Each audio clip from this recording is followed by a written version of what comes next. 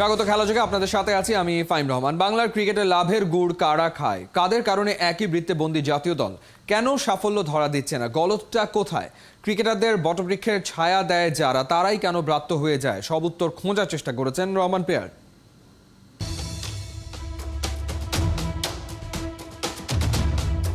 একটা নির্দিষ্ট গতি না পেলে টেক অফ করতে পারে না উড়োজাহাজ। পরবর্তী ধাপে যেতে আপনাকে স্পেশাল কিছু করতে হবে। জীবনের প্রতিটা বাঁকে শেখার আছে অনেক কিছু। 16 বছর বয়সী সচিন টেন্ডুলকার। অভিষেক টেস্টে যার প্রতিপক্ষ ছিলেন বিশ্বসেরা ওয়াসিম ওয়াকার। ঘন্টায় 90 থেকে 95 মাইল বেগে ছুটে আসছিল বল। প্রথম ইনিংসে 15 রানেই আউট হন। বাথরুমে ঢুকে কেঁদেছিলেন। আয়নার দিকে তাকিয়ে নিজেই নিজেকে বলেছিলেন, এই পর্যায়ের ক্রিকেট তোমার জন্য না। পরের ম্যাচে সচিন একটা সংকল্প করেন, স্কোর বোর্ডের দিকে তাকাবেন না, শুধুমাত্র ঘড়ির দিকেই তাকাবেন, রান নিয়ে ভাববেন না। ক্রিজে আধা ঘন্টা টিকে থাকাই ছিল লক্ষ্য। এই আধা ঘন্টা তার জীবনের মোড় ঘুরিয়ে দেয়। সচিন বুঝে যান এই পেসারদের মোকাবেলা করার ক্ষমতা তার রয়েছে। আবিষ্কার করলেন একেবারেই জোরে বল খেলতে তার আর কোনো সমস্যাই হচ্ছে না। নিবেদনের গল্পগুলো এভাবেই তৈরি হয়, একসময় হয়ে যায় কিংবদন্তি। এই যে নিজের সাথে নিজের প্রতিযোগিতা, নিজেকে ছাড়িয়ে যাওয়া, মহাকালের দেয়ালে ছাপ রেখে যাওয়া, বাংলাদেশের বর্তমান ক্রিকেটারদের মাঝে এই চেতনা রয়েছে কি? প্রেস কনফারেন্সটা কি আগামীকালকের কোনো কিছু নিয়ে হইতেছে? তাহলে লিটন দাস এখানে থাকার থেকে না থাকা ভালো। এন্ড অফ দ্য ডেতে আপনার প্রশ্নটা কি, মানে বুঝতে পারলাম না কোশ্চেনটা। 5 মিনিটের একটা নেট সেশন দেখেই ইনজামামুল হককে পাকিস্তানের লেজেন্ড ইমরান খান বলে দিয়েছিলেন, তুমি 92 বিশ্বকাপে খেলতে যাচ্ছ। ইমরান ভুল করেননি। তরুণ ইনজামাম পাকিস্তানের বিশ্বকাপ জয়ে রেখেছিলেন বিশাল অবদান। সেই জহুরির চোখ কি বাংলার ক্রিকেটে নেই, নাকি প্রতিভাবানদের বড় একটা অংশ এখানে কখনো আলোর মুখ দেখে না? ক্রিকেটারদের আগলে রাখবেন সেই ফাদার ফিগাররা কোথায়? তারা থাকলে বাংলাদেশের ক্রিকেটের লাভ হতো নাকি ক্ষতি? মাশরাফি মুর্তজা যখন ক্যাপ্টেন্সি করতে ইটস অ্যাবাউট ফাদার ফিগার। সবাই চেয়ে থাকে যা ডিসিশন নিতে চায়, ঠিক আছে আমাকে সুযোগ দিলে আমি এই কাজটা করে দিব। I think he looks in that form. ওই দিকে ওই ডিরেকশনটা আছে, how to bring team together. Test র্যাঙ্কিংয়ে বাংলাদেশের অবস্থান নবম, ওডিআই এ অষ্টম, আর টি-20তেও নবম। দেশের ক্রিকেট উল্টো বাঁকে হাঁটছে নাকি একই বৃত্তেই রয়ে গেছে? এই ওয়াহাতুরা সিংকে গত প্রথমবার যখন বাংলাদেশে এসেছিল তখনকার থেকে তার একটাই ডিফারেন্স আমি অনেক বেশি চোখে পড়েছে আমার, যে খুব ডিকটেট করে সত্যি কথা বলতে সব কিছুতে। এইটা আমি পছন্দ করি না। আমার মনে তার ম্যানেজমেন্টে যথেষ্ট প্রবলেম আছে, সেটা আমি সবসময় বলি, এটা আমি সবসময় বলেও যাবো, যেটা আমি দেখেছি লাস্ট ওয়ার্ল্ড কাপে। তার প্ল্যানিংয়ে এই বছর আমি এই ওয়ার্ল্ড কাপে হয়তো আমার খুব একটা ভালো লাগেনি। দেখেন প্রত্যেকটা মানুষের একটা স্ট্রং জোন থাকে, উইক জোন থাকে, বাট আমার যখন উইক জোন থাকবে সেটাতে আমি কাজ করার চেষ্টা করবো, ডেভেলপ করার। তা আমার হাতুকে একটাই পরামর্শ থাকবে যে এই জায়গাটায় যে তার ম্যানেজমেন্ট আরও ডেভেলপ করা উচিত। রহমান পেয়ার, 71। সাকিবদের বঞ্চিত করা অস্ট্রেলিয়ান ক্রিকেট বোর্ডকে দেখিয়ে দিতে চায় বাংলার এইচপির ক্রিকেটাররা। 3 ফরম্যাটের সিরিজ খেলতে 13 জুলাই অস্ট্রেলিয়ার ডারউইনে যাচ্ছে হাই পারফরমেন্স ইউনিট।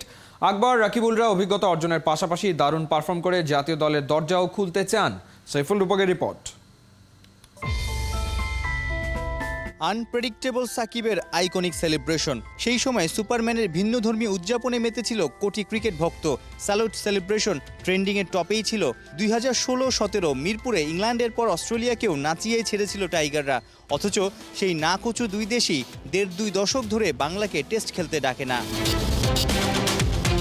টাইগার ক্রিকেটের কিংবদন্তি সাকিব, তামিম, মুশফিকদের লম্বা ক্যারিয়ারে বড় আক্ষেপ অস্ট্রেলিয়ার মাটিতে টেস্ট খেলতে না পারা। বড় ভাইদের সুযোগ না এলেও হাই পারফরমেন্সের ক্রিকেটাররা বড্ড লাকি।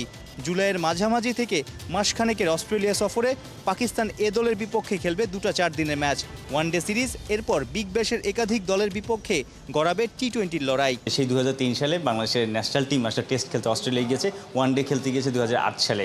তখন হয়তো আপনার ক্রিকেট খেলাও ঠিকমতো শুরু করেনি। এই যে অস্ট্রেলিয়া আমাদেরকে ইনভাইট করে না, নিশ্চয়ই আপনারা এই টিমটা যে যাবে অস্ট্রেলিয়াতে বিগ ব্যাশের টিমের সাথে খেলবে, পাকিস্তানের সাথে খেলবে, সেই জায়গাটাতে আপনারা প্রমাণ করতে পারলে নিশ্চয়ই রাস্তাটা আরও সহজ হবে ভবিষ্যতে সব টিমের যাওয়ার জন্য। না দেখুন, আসলে এইভাবে চিন্তা করি না, জাস্ট আমরা খেলতে যাচ্ছি ইনশাল্লাহ, তো ওখানে চেষ্টা থাকবে যাতে একটা পজিটিভ নোট আমরা রেখে আসতে পারি, যে না আমরাও যে কোনো কন্ডিশনে গিয়ে ভালো করতে পারি। মেলবোর্ন, সিডনি, ব্রিসবেন ওইদিকে এখন বৃষ্টি, অফ সিজন। তবে নর্দার্ন টেরিটরি, ডারউইনের পরিবেশ খেলার উপযোগী।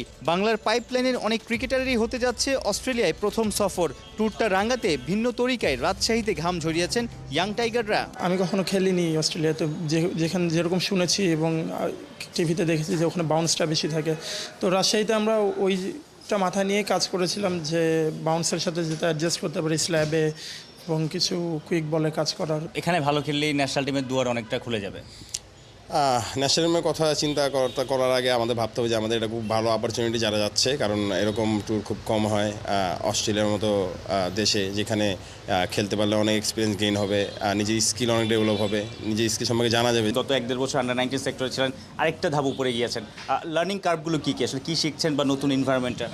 এখানে বাইরের কোচরা আসেন, তারপরে সিনিয়র কোচরা আসেন, তো এখানে ব্যাটিং বোলিং নিয়ে অনেক মানে ইন্টারন্যাশনাল লেভেলে কী কাজ বা ইন্টারন্যাশনাল লেভেলের জন্য কোনটা ইজি হবে আমাদের বা আমরা ভালো করতে পারবো, ওইসব নিয়ে আসলে কাজ করা হচ্ছে। কদিন আগেই বিসিবি কোচিং প্যানেলে যুক্ত করেছে 3 সাবেক ক্রিকেটার রাজিন সালে, তুষার ইমরান ও তারেক আজিজকে। এইচপির ব্যাটারদের পোক্ত করার দায়িত্বে রাজিন। নিশ্চয়ই আপনার স্বপ্ন দেখেন একসময় বাংলাদেশের বয়সভিত্তিক বলেন এইচপি একাডেমি কিংবা ন্যাশনাল টিম সব জায়গায় দেশি কোচদের ডমিনেট থাকবে, আসলে ডমিনেশন। অবভিয়াসলি এটা আমি তো আশা করেছিলাম আর 2 বছর আগ থেকে এটা হওয়ার কথা, যদিও ক্রিকেট বোর্ড অবশ্যই চিন্তাভাবনা করছেন, এর জন্য তো আমাদেরকে নিয়েছেন। আমরা আশা করবো যে ইন ফিউচার আমরা দেশি কোচরাই থাকবো এবং আমরা সার্ভ করবো বাংলাদেশ ক্রিকেটকে। জাতীয় দল থেকে ছিটকে যাওয়া শামীম পাটোয়ারি থাকতে পারেন অস্ট্রেলিয়াগামী বহরে, যদিও হাতের ইনজুরিতে ছিটকে গেছেন ওপেনার মাহমুদুল জয়। সাইফুল রূপক, 71। টি-20 বিশ্বকাপ জয়ের 1 সপ্তাহের ব্যবধানে জিম্বাবুয়ের কাছে হেরে গেল ভারত। 5 ম্যাচ সিরিজের প্রথমটায় বিশ্ব চ্যাম্পিয়নদের 13 রানে হারিয়েছে সিকান্দার রাজারা। হারারেতে এদিন টস জিতে ফিল্ডিং বেছে নেয় দ্বিতীয় সারির টিম ইন্ডিয়া। শুরু থেকে স্বাগতিকদের চেপে ধরেন রাভি বিষ্ণুই ও ওয়াশিংটন সুন্দর। দলের 4 ব্যাটার শুধু পার করেন 20 রানের কোটা। জিম্বাবুয়ের পক্ষে সর্বোচ্চ 29 রান আসে উইকেট কিপার ক্লাইভ ম্যাডান্ডের ব্যাট থেকে। শেষ পর্যন্ত ভারতের নিয়ন্ত্রিত বোলিংয়ে নির্ধারিত ওভারে জিম্বাবুয়ের সংগ্রহ দাঁড়ায় 9 উইকেট 115 রান। লক্ষ্য তাড়া করতে নেমে চতুর্থ বলে অভিষেক শর্মার উইকেট হারায় ভারত। অধিনায়ক শুভমান গিল এক প্রান্ত আগলে ব্যাটিং করলেও অন্য প্রান্তে ছিল ব্যাটারদের আসা যাওয়ার মিছিল। 29 বলে 31 রান করেন ভারত কাপ্তান। ব্যাট হাতে 17 রানের পাশাপাশি 3 উইকেট তুলে ম্যান অব দ্য ম্যাচ হয়েছেন জিম্বাবুয়ের অধিনায়ক সিকান্দার রাজা। সিরিজের দ্বিতীয় ম্যাচ হারারেতে 7 জুলাই। শ্রদ্ধা ও ভালোবাসার মধ্য দিয়ে দেশের কৃতি দাবাড়ু জিয়াউর রহমানকে শেষ বিদায় জানিয়েছে ক্রীড়াঙ্গনের মানুষ। দেশের 5 জন গ্র্যান্ড মাস্টারের একজন জিয়া তার এভাবে না ফেরার দেশে চলে যাওয়ায় ক্রীড়াঙ্গনে নেমে এসছে শোকের ছায়া। অর্ণবাপের রিপোর্ট। সব সীমার দেয়াল ডিঙিয়ে অসীমের পথে পাড়ি জমিয়েছেন বাংলার গ্র্যান্ডমাস্টার জিয়াউর রহমান। এই কৃতি দাবাড়ু এখন যেন কেবলই ছবি। ইহলোকের মায়ার জগৎকে করেছেন তুচ্ছ, মৃত্যুতেই যেন খুঁজে নিয়েছেন অমরত্ব।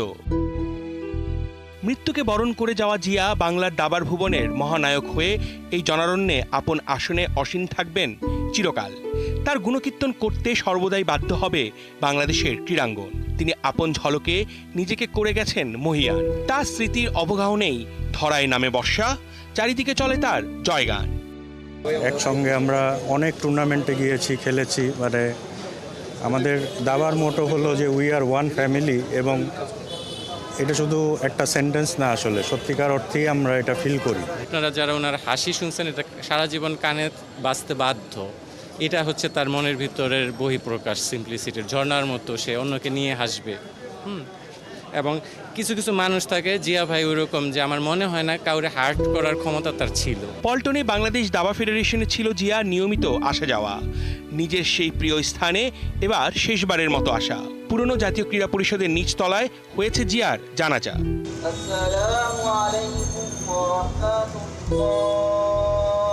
জিয়ার পরিচিতি ও ভালোবাসার গণ্ডি দাবা ছাড়িয়েছিল গোটা ক্রীড়াঙ্গনেই। ফুল দিয়ে শ্রদ্ধা জানাতে ছুটে আসেন বিভিন্ন ফেডারেশনের খেলোয়াড়, কোচ, কর্মকর্তারা। Second of this grand master বাংলাদেশের, তো অবশ্যই এটা আমাদের জাতির জন্য, আমাদের বাংলাদেশের ক্রীড়াঙ্গনের জন্য অপূরণীয় ক্ষতি।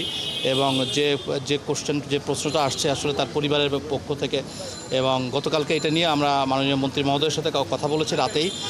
মাননীয় মন্ত্রী মহোদয় এটা ব্যাপারে উনি বিশেষ ব্যবস্থা নেবেন, এবং আমরা ফেডারেশনের পক্ষ থেকে আমরা যারা আছি আমরা ব্যাপার ব্যবস্থা নিব। সমস্ত সিনিয়র প্লেয়ার হিসাবে সে সবার সাথে একটা পরবর্তী ম্যাচটা কী হবে এই নিয়ে সে আলোচনা করত, আমাদেরকে পরামর্শ দিত কি করলে দাবার উন্নয়ন হবে। জাতীয় দাবার প্রতিযোগিতার 12তম রাউন্ডে খেলতে খেলতেই শুক্রবার মৃত্যুর কোলে ঢলে পড়েন জিয়াউর রহমান। তার শোকার্ত পরিবারকে সান্ত্বনা দিতে রাতেই জিয়ার মোহাম্মদপুরের বাসায় যান যুব ও ক্রীড়ামন্ত্রী নাজমুল হাসান পাপন। শুধু গ্র্যান্ড মাস্টারই ছিল না, সে কতবারের জাতীয় চ্যাম্পিয়ন, 14-15 বারের জাতীয় চ্যাম্পিয়ন ছিলেন। অত্যন্ত ভালো মানুষ ছিল, তার ছেলেও ভালো দাবারু, পুরো একটা দাবা ফ্যামিলি বলতে পারেন।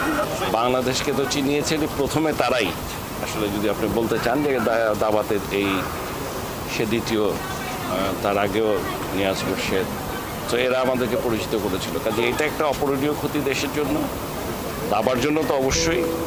মোহাম্মদপুরে তাজমহল রোডে দাবারু বাবা পয়গম আহমেদের পাশে চিরশায়িত হবেন গ্র্যান্ডমাস্টার জিয়া। অর্ণব বাপি, ৭১। আনুষ্ঠানিকভাবে ঘোষণা আসেনি নতুন মৌসুমে কে থাকছেন বসুন্ধরা কিংসের ডাগআউটে, তবে গুঞ্জন চলছে রোমানিয়ার সাবেক ফুটবলার ও হেড কোচ ভ্যালেরিও তিতাকে দায়িত্ব দিতে যাচ্ছে বিপিএল এর টানা 5টা লিগ চ্যাম্পিয়ন ক্লাবটা। শেষ হয়েছে বসুন্ধরা কিংসে অস্কার ব্রুজন অধ্যায়। দীর্ঘ 6টা বছর দায়িত্ব পালন করে স্প্যানিশ কোচ আনুষ্ঠানিকভাবে দায়িত্ব ছেড়েছেন। তার জায়গায় দায়িত্ব পেতে যাচ্ছেন ভ্যালেরিও তিতা। 58 বছর বয়সী এই কোচ সিরিয়ান ক্লাবকে এএফসি কাপে শিরোপা জেতানোর পাশাপাশি তার রয়েছে দীর্ঘদিনের কোচিং ক্যারিয়ার। খুব শীঘ্রই হয়তো ঘোষণা আসবে বসুন্ধরা কিংসের পক্ষ থেকে। কোপা আমেরিকায় কোনো রকমে নিশ্চিত করা গেছে কোয়ার্টার ফাইনাল। এবার শুরু ব্রাজিলের আসল পরীক্ষা। রবিবার সকালে সেলেসাওদের প্রতিপক্ষ ইউরুগুয়ে ভিনসিয়াসের অনুপস্থিতি ভাবিয়ে তুলেছে ব্রাজিলের কোচ দরিভালকে। বিস্তারিত পার্থবণিকের রিপোর্টে।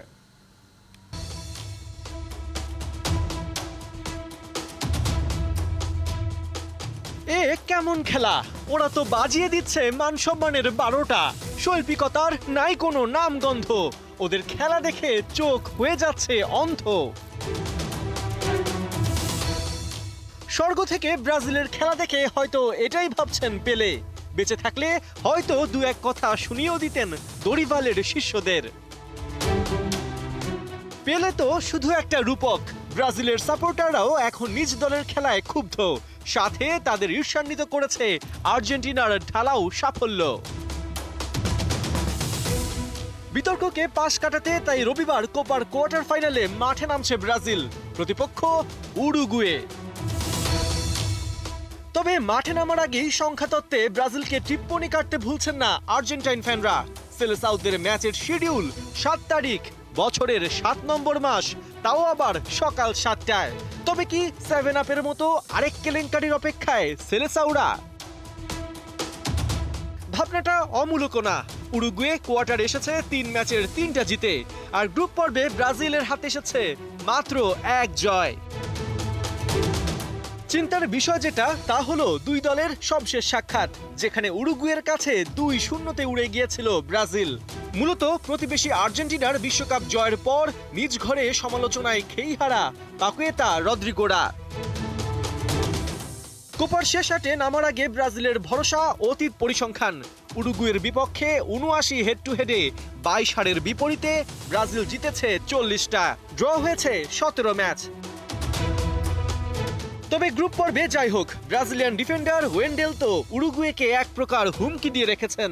জানিয়েছেন সামনের ম্যাচে কঠিন প্রতিদ্বন্দ্বিতা আশা করছেন, কিন্তু উরুগুয়েও দেখতে পাবে ব্রাজিলিয়ান ফুটবলের শক্তি। উরুগুয়ে ম্যাচে ব্রাজিলিয়ান কোচ দরিভালের সামনে কঠিন টাস্ক।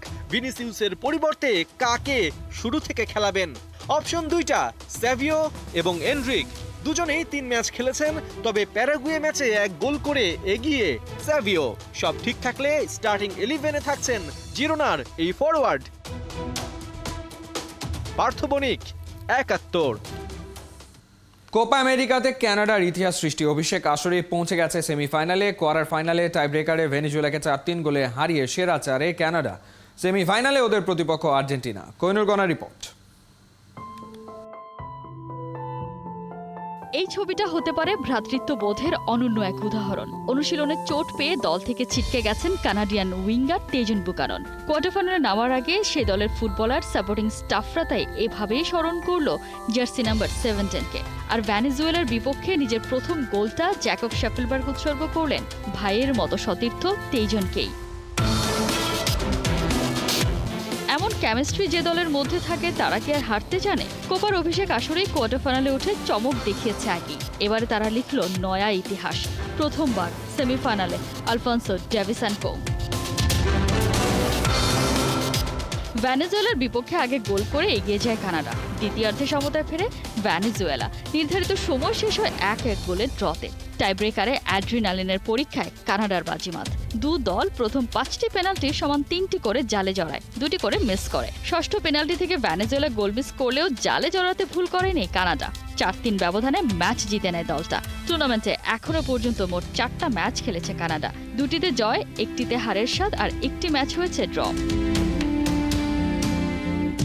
তবে কানাডার স্বপ্নযাত্রা বোধহয় শেষ হতে চলেছে সেমিফাইনালে। সেখানেই যে গ্রুপ পর্বের পুনর্মঞ্চায়ন। আরও একবার কানাডার সামনে বর্তমান চ্যাম্পিয়ন আর্জেন্টিনা। গ্রুপ পর্বের প্রথম ম্যাচে এই দলটাকে 2-0 গোলে হারিয়েছিল স্কালোনির শিষ্যরা। তাই তো পুরনো একই সাথে খানিকটা দুর্বল প্রতিপক্ষকে পেয়ে পোয়াবারও মেসি বাহিনীর কোনো অঘটন না ঘটলে বলাই যায় কোপা আমেরিকার ফাইনালে আর্জেন্টিনা। কোপা আমেরিকার শিরোপা ধরে রাখার মিশনে সুপারসনিক গতিতেই ছুটছে আর্জেন্টিনা। চিন্তা শুধু একটাই, লিওনেল মেসির ফর্ম। ইকুয়েডরের বিপক্ষে মাত্র 32 বার বলে টাচ করেছেন LM10। এমন ঘটনা কোনো প্রতিযোগিতামূলক ম্যাচে মেসির জন্য ঘটল প্রথমবার। অন টার্গেট শট নিয়েছেন কেবল একটা, সাথে যোগ হয়েছিল পেনাল্টি মিসের দুঃসহ স্মৃতিটা। কোহিনুর কণা, 71। এই ছিল এই মুহূর্তের খেলাযোগে সরাসরি সংবাদ অনুষ্ঠান। দেখতে থাকুন 71-এর ফেসবুক পেজে এবং সাবস্ক্রাইব করুন 71-এর ইউটিউব চ্যানেলে। 71-এর সাথেই থাকুন।